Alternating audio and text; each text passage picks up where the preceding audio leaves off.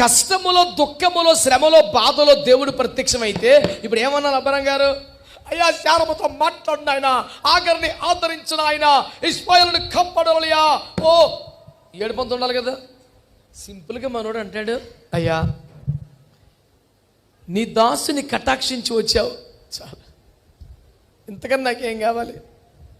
కాసేపు అలసట తెచ్చుకోండి, నీళ్ళు ఇస్తాను, కాళ్ళు కడుక్కోండి, చెట్టు కింద సేద్దారండి, మీకు వచ్చిన భోజనం వండుతాను, భోంచేసి వెళ్తారు. కానీ అదేంటది? వచ్చిన వాడెవరు? మహాదేవుడు, మహోన్నతుడు, త్రియేక దేవుడు. తన సంపూర్ణ మహిమ ప్రత్యక్షత అనుగ్రహించాడు అబ్రహాంకి.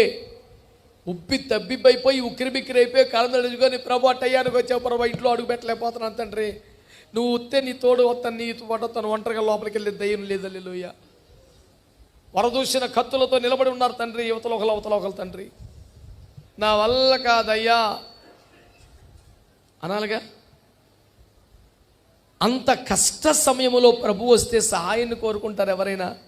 కానీ అబ్రహాం అంటున్నాడు, ఆయన్నేమీ అడగట్లా, ఆయనకి ఏదన్నా ఇవ్వాలని చూస్తున్నాడు. స్తోత్రం చెప్పొచ్చుగా. పర్సనల్గా నన్ను ఎంతో ఛాలెంజ్ చేసిన సందర్భం ఇది. కష్టకాలంలో, దుఃఖ సమయంలో ఏం చేయాలో అర్థం కాక పుట్టెడు దుఃఖముతో గదిలో కుమిలిపోయి ఏడుస్తున్న వేళ దేవుడు ప్రత్యక్షమైతే బాధ అంతా చెప్పుకుంటాం, సహాయాన్ని కోరతాం, సహజం కదా.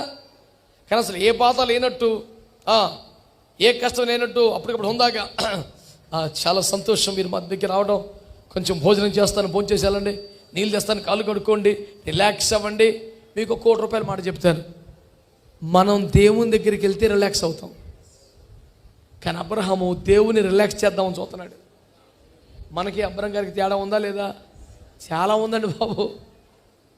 మనకు దేవుని సముఖం కలిగితే, దేవుని సన్నిధి కలిగితే, అయ్యి బాబోయ్ ఇక పరవశ